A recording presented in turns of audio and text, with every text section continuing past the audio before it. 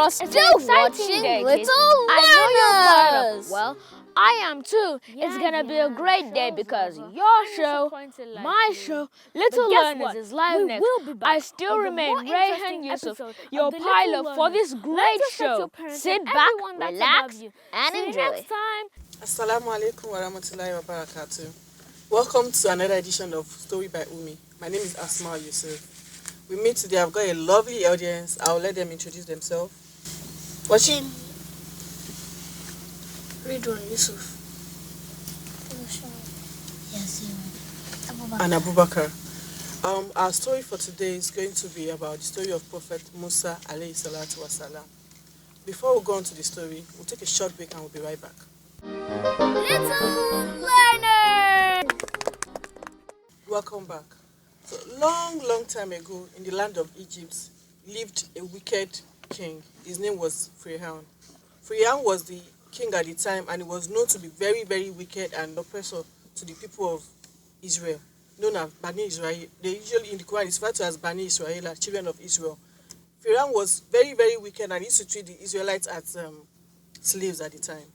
Then one day, a soothsayer told him about a dream he had, that a child will be born of the people of Israel that would bring the end of Pharaoh and his kingdom. It's going to cause the death of Pharaoh and destroy the kingdom of Pharaoh. This angered Pharaoh so much, and he was angry. How can there be a child that will be born and destroy my kingdom and destroy me? So he ordered that every son, every boy child that was born to the people of Israel, that is Bani Israel, that if any child that is born, any male child that is born at the time must be killed.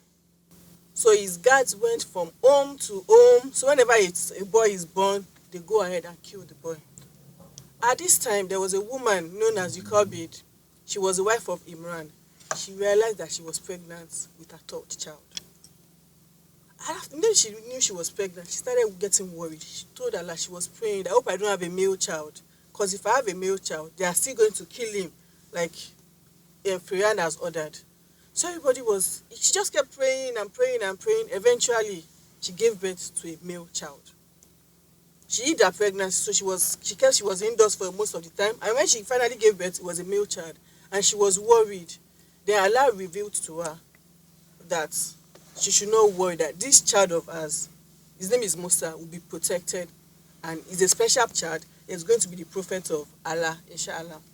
So when Yukobid was told this news, she told her husband about it, and her husband said, okay, if that's what Allah has told you, mashallah, we'll be fine, don't worry. But she kept worrying, and then it came to her that the best thing she could do was to carry the baby and take him away. So Yukobid carried Musa alayhi salatu wasalam as a baby then. She put him in a small box, like a basket. She put him inside and took him to the river. Then she told Musa's older sister to keep an eye on him to see what will happen to him. So they carried the baby Musa to the river and put him in a box. They put him in a box and carried him to the river. So Mariam was there following and watching what will happen. So she followed. The water sailed and carried the box away. You know what it is when you put maybe something is in the water. You see the water is flowing. So the baby Musa flowed along with the water. So the sister kept going from bush, was just walking and tracing where the basket would land. As fate will have it, Musa's box landed right close to the palace of Pharaoh. On a good day, that would have been scary, wouldn't it? Someone that is going to kill a male child, and the male child now goes to his house. Wouldn't that be scary for everyone? I'm sure it's considered scary. So Miriam was like, oh my God. So they waited, and then some maids from the household of Pharaoh came out and said, oh, they found a baby, and they took the baby boy. They took the baby from the river and carried the baby inside to meet Pharaoh's wife. Immediately Pharaoh's wife saw Musa. She was pleased and said, what a beautiful child. There's no way you can't love this baby. And she carried him. Pharaoh, by the time he found out, he saw the baby. I think a part of him knew that this boy is from the Bani Israel, like a child of the Israelites. And he refused that, no, I'm not going to let you keep this baby. He was angry. But as a woman, you know how women can be. We know how to be nice and everything, how mothers can be, you know how mommies can be. So she was able to convince Pharaoh to let them keep the baby. So eventually, Pharaoh accepted that Musa should come into his palace. So when Musa got into the palace, they were trying to nurse Musa, baby Musa alayhi salatu wasalam. The baby refused to take breast milk. It wasn't eating at all. So the woman was like, what can we do about this? Let's look for a nurse. At that time, a lot of people used to do nursery. Nursing mothers, they used to come and nurse people's babies for them. They brought different nurses. Musa refused to feed from them. Eventually, news got to Musa's mother that they needed someone to nurse the baby. And then somebody introduced that we have another nursing mother that can come. They brought her and asked if she could try. Immediately, she was presented to the baby. The baby held on to her and they nursed. Pharaoh's wife was happy that, okay, finally, there's someone that can nurse my baby. And then she started paying Musa's mother, started giving her food and money and everything, taking care of her for feeding her own child. You see how Allah works?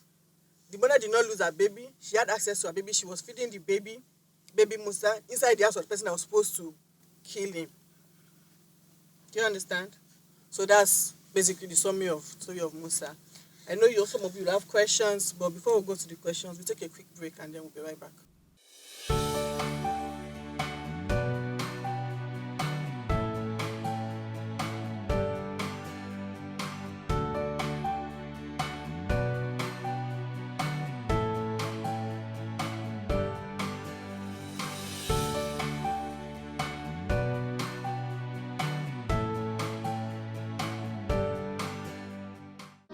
Little learner. Welcome back. Okay, so now we'll take questions. Anybody has questions? Okay, let's start with Timmy. What's your question? Why did they put Musa in the basket and why did they take him to the river? Okay, like I said, you can't be. Musa's mom was trying to protect the baby. If she was caught with a baby boy, the baby will be killed. So you need to take the baby away. And she puts the baby on the road. Anybody can just see the baby there and still carry the baby and kill the baby. So she just said if she puts it in the river will sail and carry him away as far away as possible from where they are and when he might be harmed. Do you understand? But Allah had a different plan for the baby. What's your question, Rashad? Why did they call some people to give them food? To give the baby food. Okay, sit down. That's a good question as well. Thank you, Rashad. Babies, when they are young, they cannot eat rice or chicken. You can't feed the baby. What do baby eat? Babies, what do they take? Milk. Yes, breast milk. So at the time, the Pharaoh's wife did not have milk to give the baby. And then they brought different people to try and give baby milk. Maybe the baby will collect it. But baby did not take milk from anybody else until they brought his own mommy. And then he collected milk from the mommy. Do you understand? Yes. They wanted to just give him food to eat. And the only food they can give him is milk. So he has to look for the best place to find milk. And it was from the mommy. So the Musa's mommy was the person that finally gave him breast milk. Do you understand now? Yes. Thank you. Any other question? Yes. Why did Pharaoh decide to kill all the children from the village of Israel? Good question. Another good question as well. Like I said initially, the first thing I said was Pharaoh was told that a male child from the people of Israel was going to kill him. So what he was trying to do is, if I kill all the male children that are born now, that means there will be nobody to kill me. So he was trying to protect himself and his kingdom so that the children will not even grow up enough to be able to kill him. Do you understand? Thank you. Abubakar? Why did Prophet Musa collected breast milk from only his mother? He collected breast milk from only his mom because Allah wanted the mother and the child to be reunited. No mother wants to lose her child.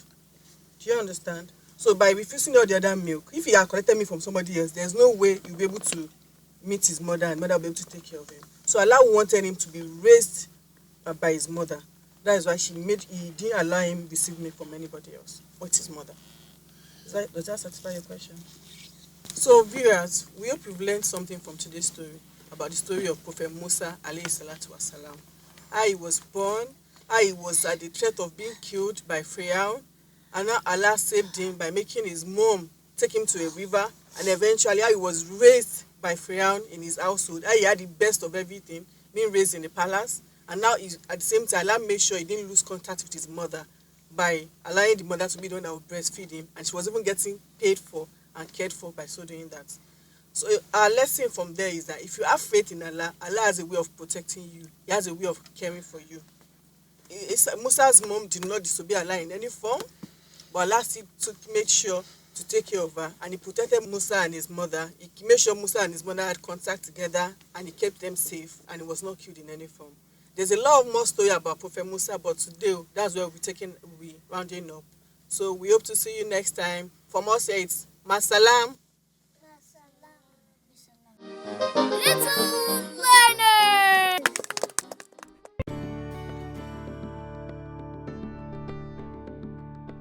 Assalamu alaikum warahmatullahi wabarakatuh. My name is Mariam Adam. I am a pupil in Lekki Muslim Northern Primary School. I am here to sing a song to my mom. Your love is kind. Your love is patient. You fill my heart with so much peace and joy. You are amazing. You make my life so brand new. You are amazing. You make my life so brand new.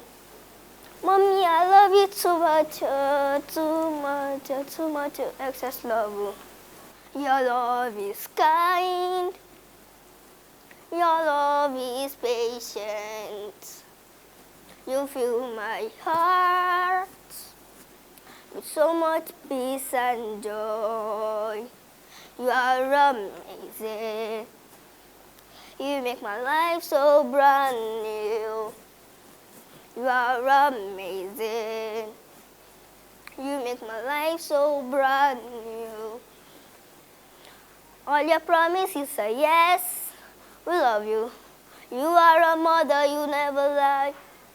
Oh, your love is kind. Your love is patient. You fill my heart with so much peace and joy. You are amazing.